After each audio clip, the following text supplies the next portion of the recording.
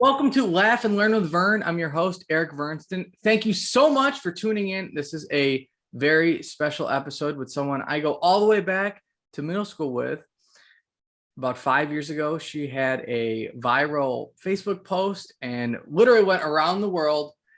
Before I introduce this special guest, if you're on YouTube, you can see Kira's iPhone, but you don't know which Kira this is.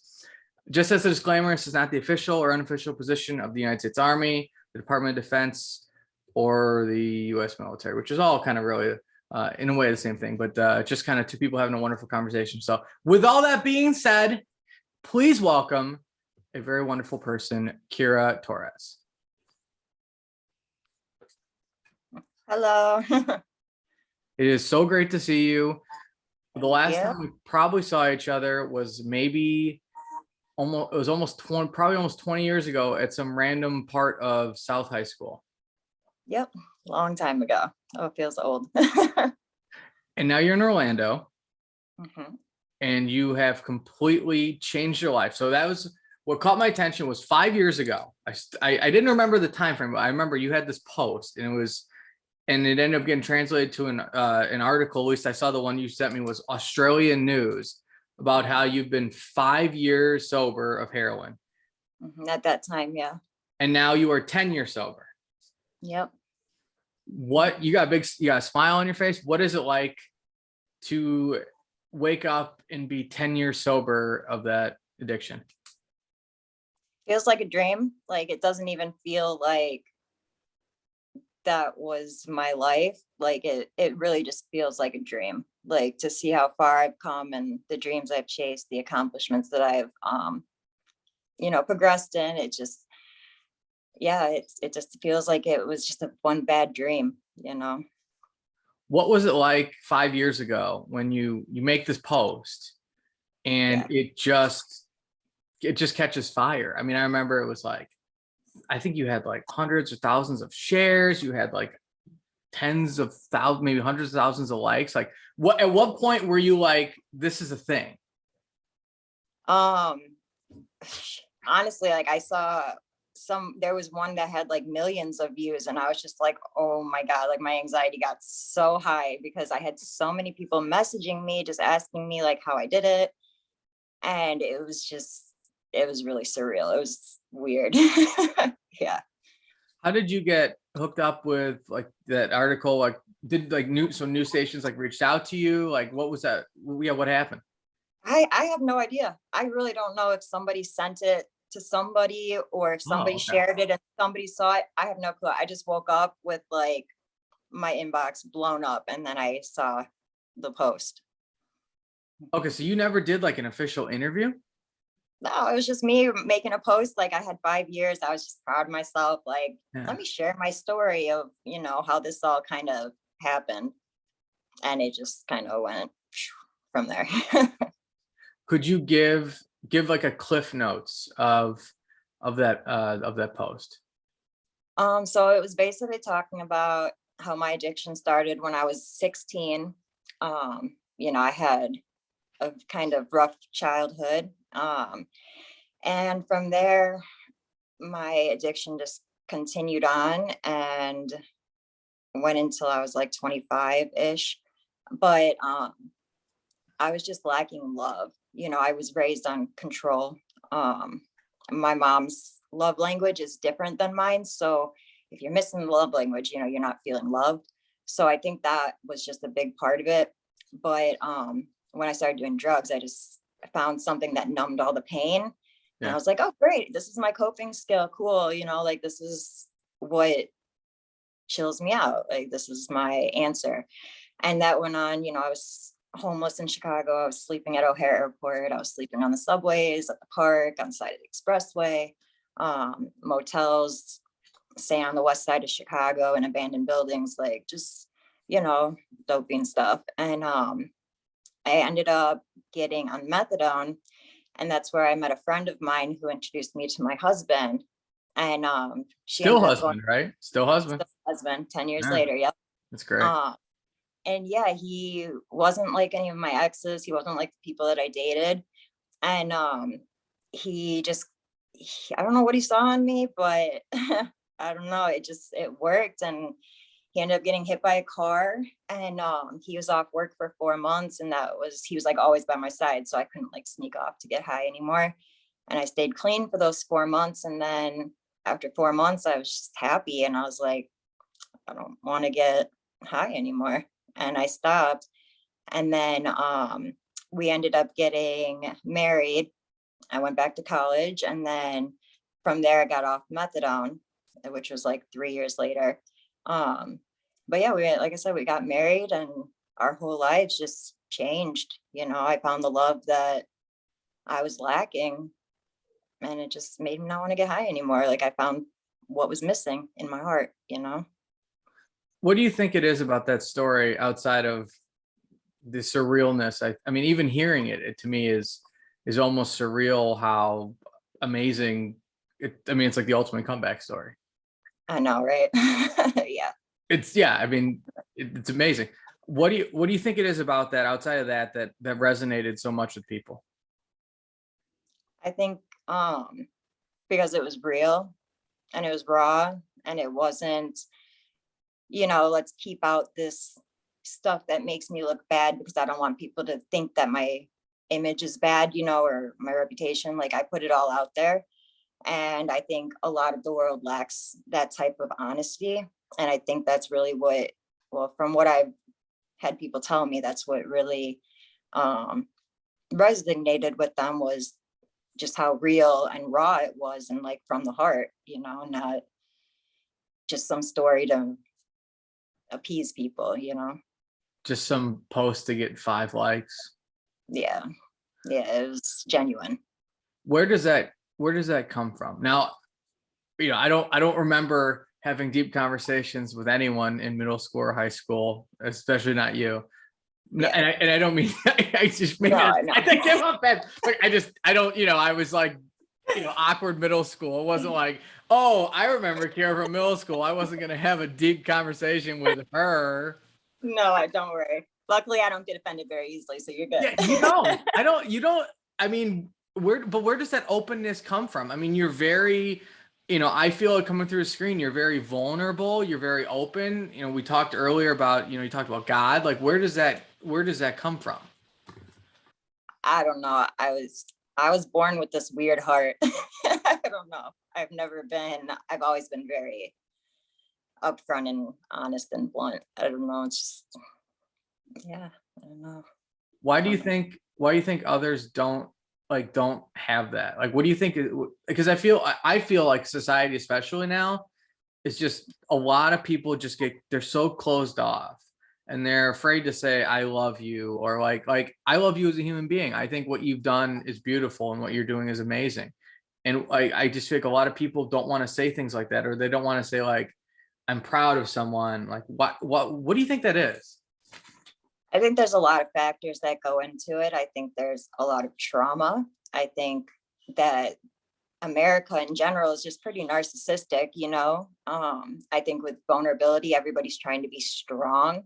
Yeah. And admitting weaknesses they think it's a weakness, or admitting your flaws is a weakness. I don't see it that way. I see it as it can help somebody else. It can get somebody else out of, like, I walk through this darkness. Maybe I can help someone else from walking through that darkness, but most people don't have that same perspective. They have, oh, look what I've done, look what I've accomplished, but they don't go into what struggle they went through to get there. Do you still work with people going through that darkness? Mm-hmm. Yep. So whether it be an addiction, or, I mean, I guess addiction would probably be the place to start. How do you work with, whether it be friends, acquaintances, or just random people? Like, how do you help them out? Or what do you do? I shouldn't say help, but like, what is that process like from your end now? So I have a kratom business and a CBD business. So that works with a lot of addicts, but at the same time, it's also a family disease. So I also work with their families because having to deal with an addict can be just as traumatizing as going through addiction yourself, because you have no power over that person. So, I have people that come to me for prayer because I'm very strong in my faith as well.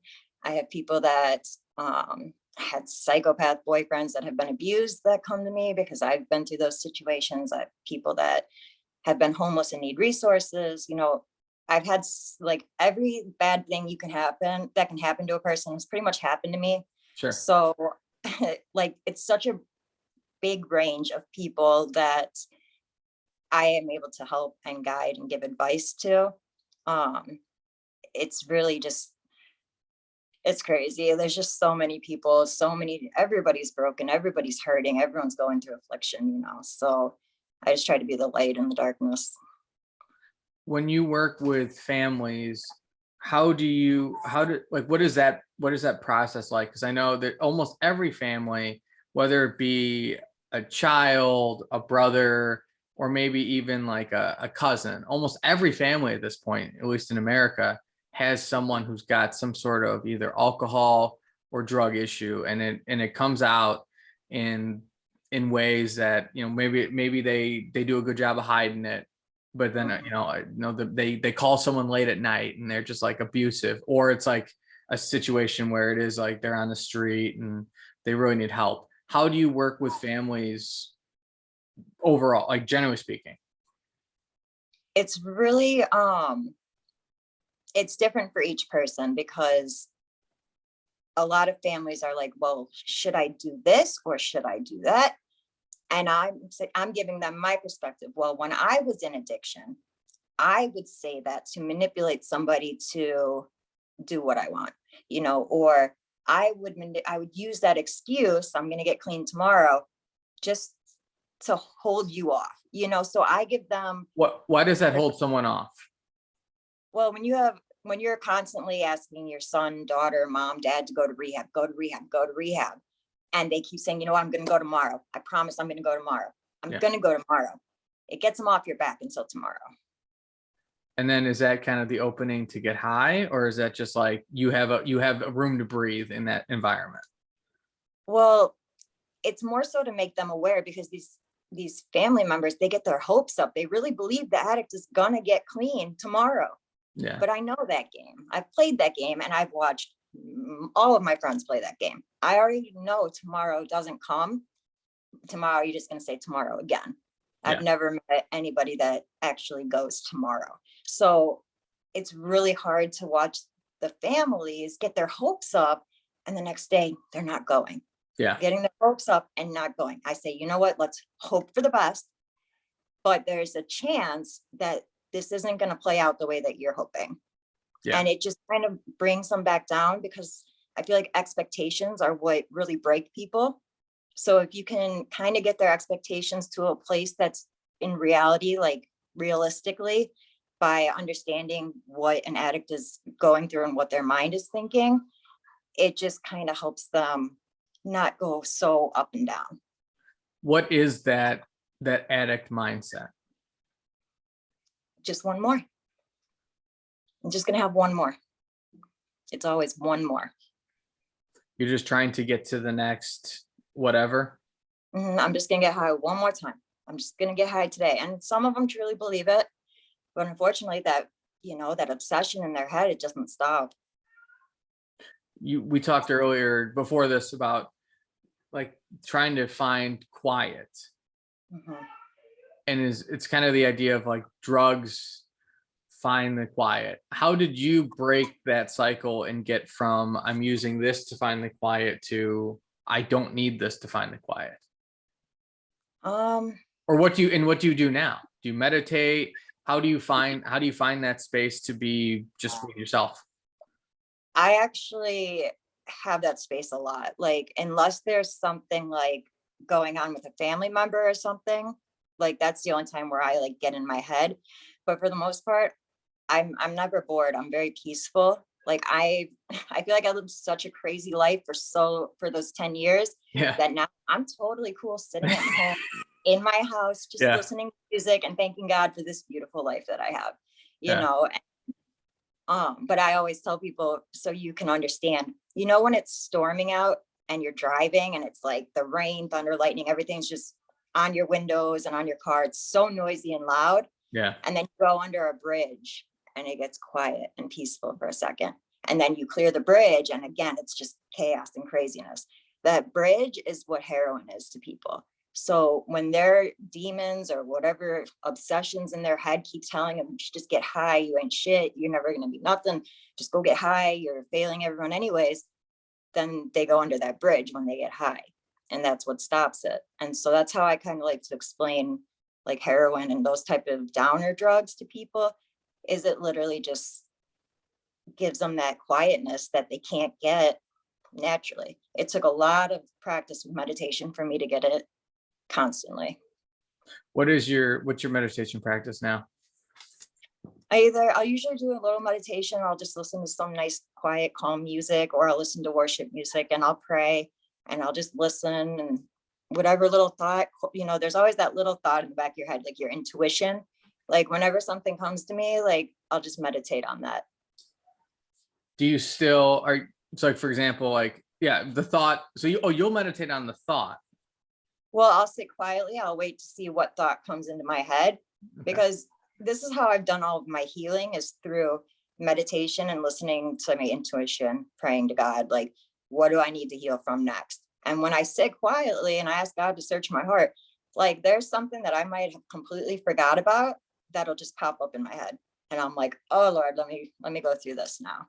So that's kind of how I've gotten my peace, is because the more you focus on that little voice, because I feel like our unconscious mind is basically all of those thoughts, those flashbacks, those cringy moments that you've had, or those bad things you've done. Yeah. And they just kind of always keep popping up, intrusive thoughts. So when I stopped pushing them back down and I started to like pull them up, is when I really started to heal and let go of them. Yeah, you'll be doing something and it's like, hey, remember back in 2 years ago when you said that one thing? Like, yeah, that was really weird. Why did you do that? And you're like, just washing the dishes. Like, yeah, but see, I'll go deep. Why did I say that? What exactly made me say that I'm still cringing about it, and I learned to not do it in the future. Like I try to find that root problem, I do know, but most people don't do that. They don't do anything. I don't know anything like that. Yeah. Literally no one. I know. And you wonder why everybody's so fucked up. Yeah. Yeah. Well, yeah, I think that's a lot of it, is people don't want to do that really hard internal work. Oh, it's hard. It's very hard. I do journaling. Mm-hmm. I'll journal, not every day. I try not to commit to like a hard and fast, like I have to do this. Right. But I try to journal, meditate. By meditate, I just kind of try to focus on my breath. That's usually when, like you said, like something will pop up, and then I'll be like, oh, like, should I think about that, or should I let it? I'm more like, I'll just let it pass, but try to get back to the breath. But it's taken me 6-7 years of journaling, meditation, going from drinking, call it 2-3 days a week heavy, to almost zero. And it's pretty interesting how when you cut out alcohol, it was a really hard, and I not completely, like I haven't completely given it up. I support anyone that has. I'll still, like, every couple months, if I go out with someone, I'll probably have a couple of drinks. Although I did that a couple of weeks ago and had a horrendous hangover. It was like a drink and a half. Yeah, I think that's because we're old now. People are listening to this. They don't see. They might see us on YouTube. Okay, that's fair. That's fair. That's fair. But it was a really hard. The first year of like, I'm really not interested in drinking anymore. It was really tough. Mm-hmm. I didn't have any, like, it was all of a sudden like those excuses, just like were gone. And I like on like a Sunday, like we were talking earlier, where I was like, hangovers were kind of like a way to. It was like a forced timeout. Like you're saying that, like the tunnel analogy, like a hangover is almost like a tunnel, because it's like the quiet, like you have I can't go do that today, I'm hungover. Like, oh, I'm not gonna do that today, I'm hungover. Like everything in your mind, you can shut off everything. Right. Go, today I'm hungover. I'll do that tomorrow. But when you're not hungover, you're like, all right, ooh, I guess I don't have any excuses. Yeah. You know, am I like before? Let's say you don't see a relative. It's like, well, I was fucked up or like hungover. I can't see him. Then you're like, oh, maybe I'm just a bad person. Yeah, I've had those thoughts. Don't worry. What do you do when that comes up?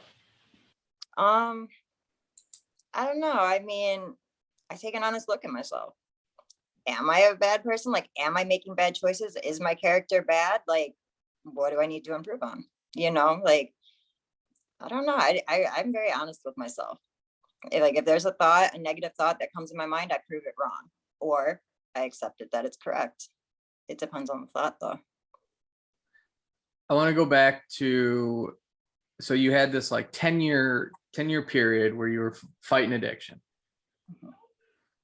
Without, I guess I'm trying to think, what are some like, because I want to talk about what like some things, maybe some misnomers people don't know about addiction or something we should know about addiction, but like, do you have any stories that are like, so like, and I mean this in like a humor sense, it's called Laughing with Verno, serious topic. Do you have any like funny stories from that period of time? I mean, you said it was darkness, so obviously maybe not that many, but like, do you have any stories you look back on, you're like, that was so ridiculous, like I can't believe that happened? In the very beginning, like probably when I was like 17, 18, back when like my addiction was still like, oh, we're partying, we're having fun, we're not hooked and dope sick and strung out yet. Like we had a party over on the west end of Crystal Lake. And so the neighbor's dad ended up coming and he tried to steal our keg. And so my baby daddy and my friend fought the dad, grabbed the keg, ran down the street with the keg full, threw it in my trunk, and we're just yelling at everyone to follow us to another house to have a party. Like, I've got those type of goofy stories. But when I say like the life of addiction is dark, there's not much funny stuff when it comes to that. I mean, you're really selling your soul, you know? Yeah. So what would be, I mean, you keep in touch with people, you work with people. And what is kratom? I don't even know what that is. It's like a natural painkiller. It's like a healthier alternative to pharmaceuticals. It's just a tea leaf. It's literally you can brew tea or put it in capsules. Now I remembered something. You don't like big pharma. No, I don't. I remember this now. They tried to make it illegal, so that's why I've got little issues with them. They try to make kratom illegal. Yeah. They tried to do what they did with weed. They tried to make it seem like it was dangerous, it was going to kill people, it's addictive. And as we see with weed, you know, however many years later, now it's legal for medical use. So they tried to do the same thing, make it illegal. That way they could patent it like they did with weed. But we fought it. And we had our own scientists, like the University of Florida has a scientist that was working on it. We have lobbyists. We've got a whole organization fighting for legality. And our science shows that it's not dangerous. The FDA is showing people that are dying from a heroin overdose and had kratom in their system, and they're blaming it on kratom. So if I eat a blueberry muffin and some kratom, or if I shoot some heroin and I take some kratom and the heroin kills me, you're going to sit there and blame it on kratom. Like, how is that even logically? Oh, they make me so angry. They make me so angry. It sounds like when people would get in a car accident when they were COVID positive and die from the car crash, and they would blame it on COVID. Exactly. And they did that with kratom as well too. And it's like, okay, so if somebody, it just pisses me off. The whole thing pisses me off because it has helped so many people get off drugs, get off, you know, all of these different things that they're taking and have quality life. I have grandmothers that were in so much pain, they were bedridden. They finally get off their pain pills, they start taking kratom, and now they're able to sit on the floor and play with their grandkids. Like, I mean, you've got beautiful stories. And for them to sit there and demonize kratom for profit makes me very angry. Yeah. There's your answer. One thing that makes me angry. Yeah, there it is. Yeah. What are we gonna do about big pharma? Because they're what, I think it's like 30 something million people are on SSRIs. A lot. I mean, I feel like that's 30 million people that are numbing themselves from doing the work that you do. Yeah. Oh yeah, definitely. Definitely. And it's like, I feel like that's such a big issue that like, it's so hard to talk about because, well, getting to the actual like way to help yourself without those pills is hard. Yes. And you're gonna cry, you're gonna have dark days, you're gonna have days where you're like, I can't believe why don't I just take this thing? Wouldn't it be easier? Yeah, And you gotta do big pharma. Oh, sorry, go ahead, what were you saying? it is easier. It is much easier to just take a pill or a drug. How are you all or what have you been doing to fight big pharma with kratom? Well, we went to DC to protest. We had a rally in 2016 and I think again in 2018 or something like that. So we had 2 rallies. We did petitions, we did online petitions. I went and talked to the legislators and Congress and stuff. Like we did the whole 9 yards to keep it legal. So you went to DC in 2016. Mhm. How did you, so what are you with like a certain group that got, I mean, you just casually, by the way, you just casually talked about talking to legislators. Like, oh yeah, we talked to legislators. Like, how did you even, that's not like a normal thing people do. I told you my life has just been a whole bunch of weird things that just pop up and happen, and I don't have a plan. So when things like pop up, I just go and I do it, and then everything just like works out. I don't know. I like to not have a plan. I'm spontaneous.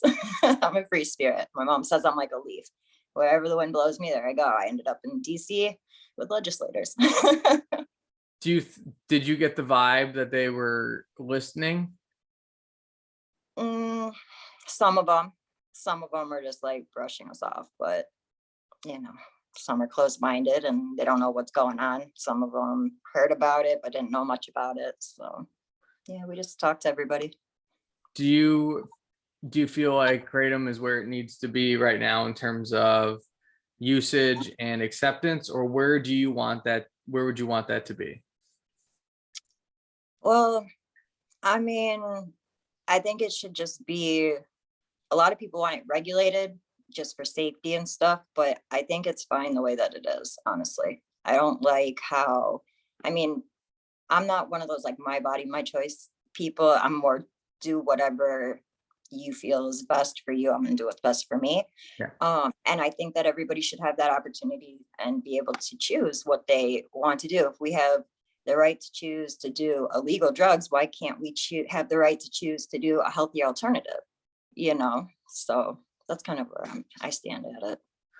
Would you, okay, so on a scale of the most conservative religious town ever banning everything, including women dancing with men, we'll call that a 10, to some of these cities in Oregon now that are like any drug is fair game, where do you stand on legalization of drugs? I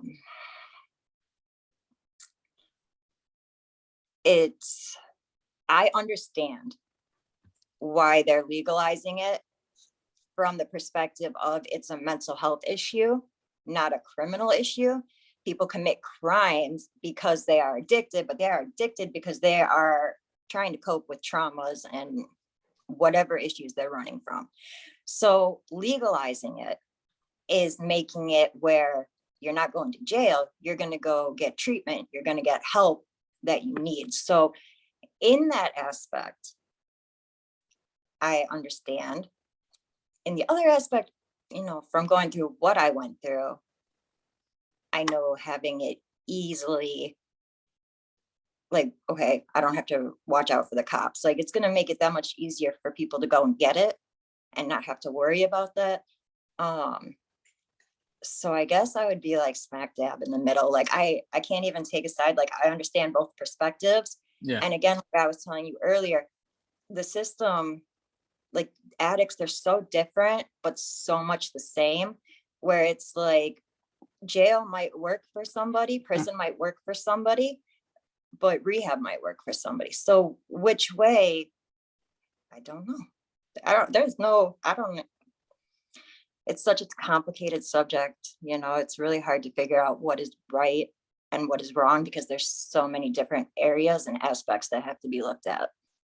Do you look at California or different states like that and see what they're doing and kind of like in your head, or even not in your head, say like, I think this is a good approach? Like, what would you do? So let's say you get elected the governor of California or the mayor of Los Angeles, and they're like, all right, Mayor Torres, we need to figure out what to do about these tent cities.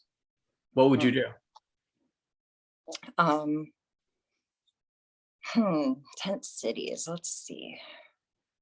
Well, I mean, if I had millions of dollars, lots of money, I would make a whole place just for the homeless with like tiers, like for like the first tier is for people that are just coming in off the streets. The second tier is for people that have got a job, they get more freedom. Third tier is for people that are sufficient and staying clean and doing all this, so each one you get more freedom, and then eventually they move out on their own. Like, I would like to just do something like that. That is what I would do. I would take funding and money to be able to, because these homeless shelters, I understand why there's tent cities. The homeless shelters are ridiculous. So How so? I don't know. I don't know much about a homeless shelter. So like, why? Well, so Pacific Garden Mission in Chicago, you have to be there. I don't know. You can get like 7 or 8 or something, and when the doors lock, you have to sit through church for an hour, and then you have to line up, women with women, men with men, kind of like jail, and stand naked in a line to take a shower, then change into their nightgowns, put your clothes in a hot steamer, and then just like jail, you go to a bunk bed, and then you got to be out at 5:30 in the morning to wander the streets again. Like, there's no, I mean, I never made it anything past that. I don't know if they have more tiers or anything, but like it made me not even want to go there. It just reminded me of jail. So Like, they would kick you out at 5:30 in the morning. 5:30 in the morning, you got to be out. Did you have to be sober when you were there? No, they would just there was no doors. There were curtains to make sure you couldn't get high in the bathroom stalls. So if you were in there for more than like 5 minutes, they were coming in like, get out.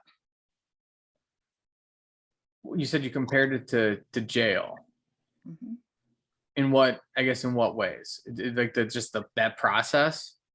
Imagine this whole room just being filled with bunk beds lined up next to each other, just like this. Like, yeah. The entire building is just a whole bunch of bunk beds. Like, that's where you sleep, all of them. And that's exactly how it is in jail too. I mean, some have cells, yeah. But the prison that I was in was dorms, and it was 10 bunk beds all lined up like next to each other. Where was that? Lincoln Correctional Center. It's a men's prison now. The girls got switched to Logan, and then the men went to Lincoln, but it's down in Lincoln, Illinois. Down Lincoln, Illinois. And then I was also at Dwight, which is the women's max prison, but it's shut down now.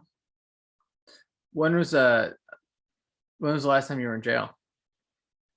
When I got out of prison in 2011, and then I went to jail for like a week in 2012. Not even a week. I stole something, like some $5 earrings from Payless, and I ended up beating the case. But that was the one where you jacked the guy in the face, right?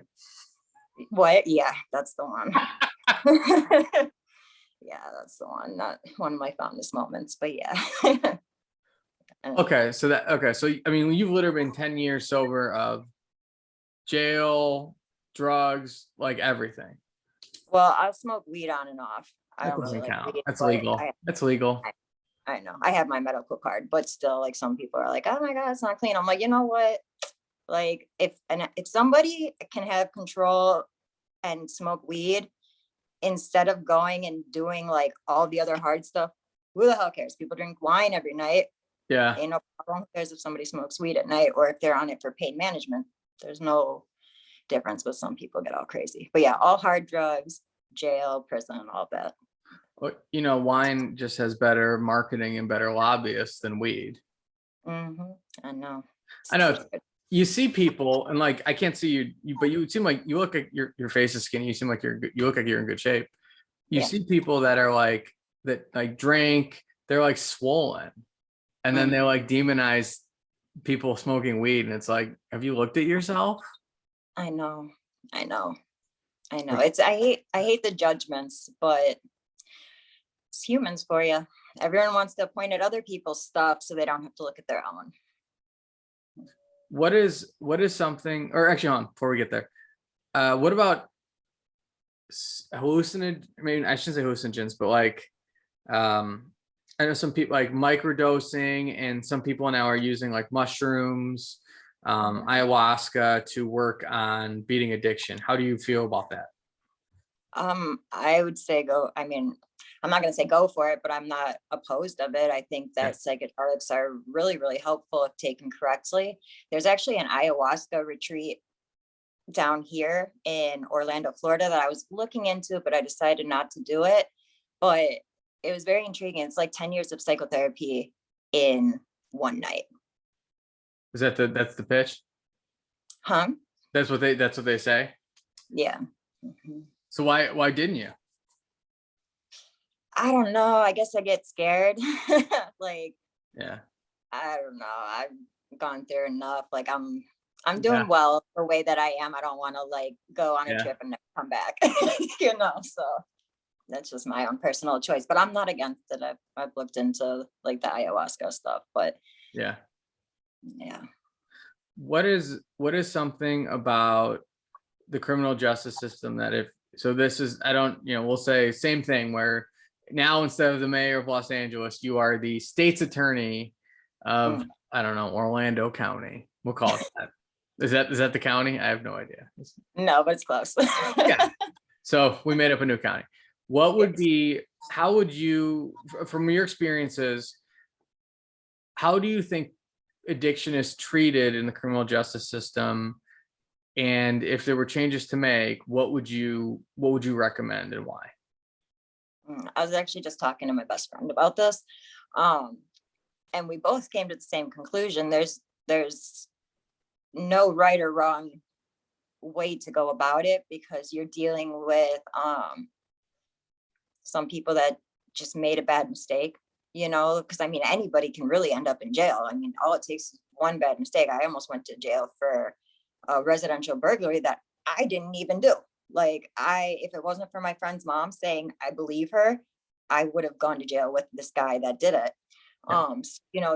You can have association and end up in jail, or you can be with someone stealing and they just want to be dicks and they lock both of you up. Like, anybody can end up in jail. So when you have those type of people, like, they need one type of, it's a mistake. But then you have like the dark personalities and the people that are like evil. You got murderers, you've got narcissists, you got sociopaths, psychopaths. Like, you got those people that really are genetically messed up and can't even see the wrong in their actions. Like, that's a whole different level. And then you have the addicts, or alcoholics, and that are just trying to escape, or they're just stuck in this downward spiral. So you've got like three different types of people. And it's like, how can you, it's like with kids, you've got three different personalities of kids. You can't parent them each the same way because they all have different needs. And it's kind of the same with the court system. Like, I don't know what's right or what's wrong. I know what's wrong, but I don't know how to make it fair. Nothing's really fair. My life So, isn't there, right? yeah, it's not. So it's really hard to say. Yeah, it's hard. I wouldn't want that job. One of the things I've had an issue with when I was in misdemeanor court was what I guess, like, how do we, well, I maybe said it earlier, but like, where does the mental illness, like the chicken and the egg with mental illness and addiction, do you think it's more, there's the addiction starts and then it leads to the mental illness, or is addiction just a mental illness and we're kind of that I'm not, or we're separating the two, but really it's kind of one, and they almost need to be like, it needs to be like almost like a holistic kind of treatment. Does that make sense? Yeah, but I mean, the way I see it is somebody that's mentally well, I don't think they're gonna go and do drugs, right? Like someone that's mentally well. That's fair. Yeah. Yeah, so I think Okay. it's mental illness mixed in with trauma that kind of leads to the addiction. Even if somebody doesn't have all the clear symptoms that they're mentally ill when they're younger, the drugs could bring on those episodes. You hear about people taking psychedelics that it triggers some type of mental illness in them. Well, they had that underlying mental illness and the drugs brought it out. Yeah. So it was kind of already there. Dr. Klein, he's a doctor that I used to work with, and he says that addiction is pretty much like mental illness. Like there's a genetic component that when somebody drinks or takes a drug, if they have that mental component, it's going to turn into addiction. If they don't, it's not going to turn into addiction. So a little bit's kind of on the unfortunate luck of the draw if you have that. Yes. Mm-hmm. Let's say someone's listening to this and they have a friend or family member, or maybe they're kind of going through something. What would be the first thing you'd recommend them to do? To just love them no matter what, because love is really the answer for everything. I think a lot of people start to do drugs because they feel a void in their heart, like something's missing. Whether it be you have two parents that are working all the time to support you and they're not there present, or you speak different love languages, or you don't have a parent in the home. Like love really is. Shani, I'm on the phone. Sorry, my oldest. Love really is one of the biggest answers. And that's what I can say is just love them, because I know how it feels to have tough love, and it just makes you feel worse. So I'm gonna get you out of here on this. Ready? mm-hmm. And I'm being serious. Okay. What is your favorite memory of me from middle school? Oh my gosh, bro. I'm kidding. I'm kidding. I was gonna say, dude, I was so unaware back then. Like I couldn't even tell you. Didn't you play basketball? Not basketball. You played a sport, right? I tried to play basketball. It wasn't always successful. I don't know. So I played soccer on occasion. I don't know. Not for Lundall though. No, I wasn't only intramurals. All right. What would be if you had so I'm copying Tim Ferriss here, but if you had a billboard, you could put it up. Who's this? This is my dog Ezra, my pit. Hey, wait, Ezra? Yeah, Ezra. Ezra, nice. All right, hi Ezra. So if you had a billboard and you could put it up anywhere and say anything, what would you say? Stop running away from God. Why? Because personally in my life, I've noticed that when I try to control my life and do what I want, things usually kind of end up a little hectic or chaotic. But when I let go and I let God, as you can see, everything just falls into place. I end up at the right place. I end up everything it's amazing. And I just know I see firsthand when I used to run away from God, how dark my life was and how peaceful and content my life was when I stopped running from him. So you'd say stop running from God? Because I don't know, he's the one. I mean, I give all of my credit to him. I mean, I did the work, but at the same time, like he's the one that dropped the right people in my life, and the right opportunities. So well, you made it happen. Yeah. I think that your story is amazing, and you're an amazing human being, and you're so open. And you said earlier, like, people don't want to be weak. I think being vulnerable is strong. I do too. 100%. I give you all the credit in the world, and you're amazing. And I hope you never forget that, and you keep doing what you're doing, and you spread your message and keep being awesome. And I thank you so much for, coming on. It's, it's like, hey, by the way, because okay, what was the backstory? So we were messaging back and forth, and then I think I deleted Facebook. Mm-hmm. And then I came back on for like a little bit, and I was like, hey, what's your email? And then I emailed you, and then somehow, and okay, so I guess I'll get you out of here on this lighter note. How did you have zero room in your Gmail? How many emails did you have in there? How is that a thing? I've never seen that before. 100,000. Was it just like Kohl's coupons or what? Everything and anything. I don't know. I've had it for probably, I don't know, the last 8 years, and I don't really delete anything. So I just get all these spams, and it just keeps coming, and I'm like, whatever, you just keep going. So yeah. And then finally it's like, can't get any more. I'm like, okay, new one. Well, I'm glad that you did, and I'm glad that I had to find a better relationship with Facebook. Mm-hmm. I had to find my way to, essentially what I do now is just use Messenger. I don't even really I'll post things, but I don't really comment. I just stay out of the things I used to get into before. I deleted the whole app. I just have Messenger now. I needed a break. It's too much. With World War III about to start, I'm like, nope, I'm off. I'm gonna give you something. I'm gonna give you a positive on that. I don't think World War III is gonna start. I think this will be resolved. There are things that both parties want that I think both can get. And if Russia doesn't end up doing, if they don't find a way to do it, I actually do think that because of how I think that Ukraine will be okay. So I think we'll be okay. And I think the world's gonna be fine, because we need a break, because we had COVID, we got this. Mm-hmm. Well, we're switching to the new system. You see in the United Nations what they got planned, right? The Sustainable Development Act. No, what is that? Okay, so if you go to the United Nations website and you look up the Sustainable Development Goals, it shows all of the goals that they're working for, like healthcare for all.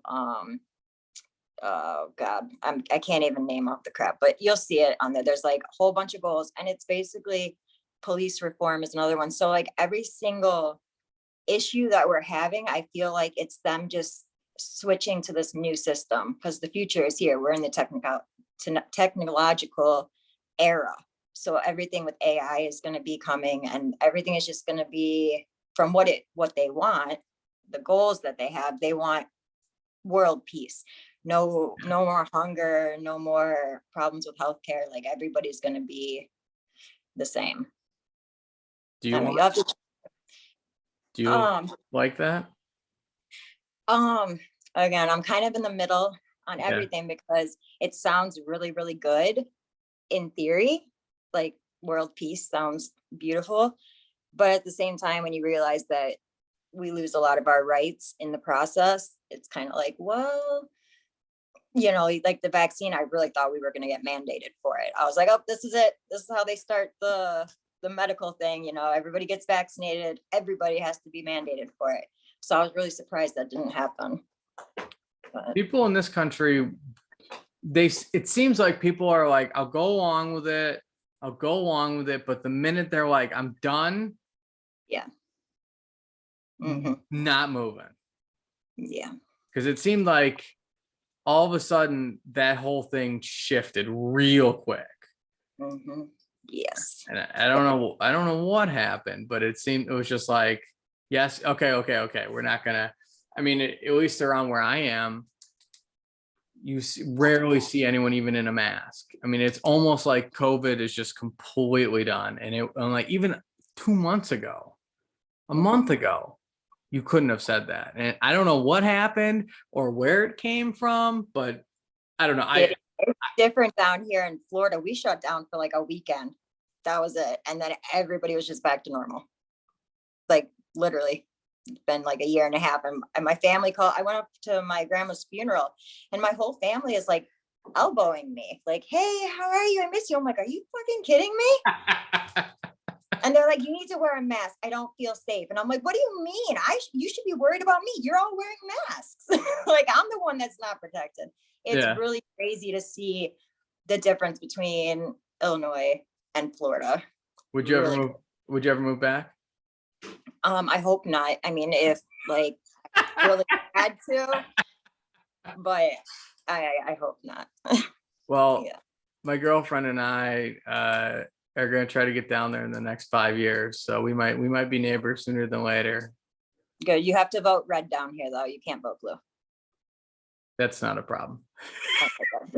That's one of our sheriff down here in Polk County. He don't play. He gets on the news and he's like, if you're gonna move down here, don't bring your blue stuff with you. We're red down here. I'm like, oh God. Wait, Polk County?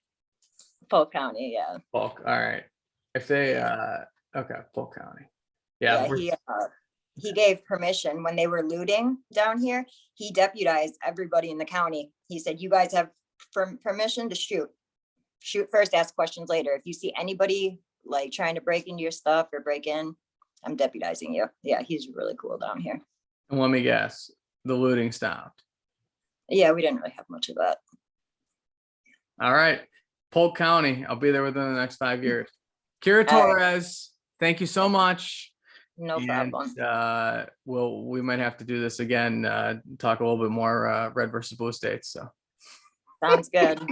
Thank you so much for having me.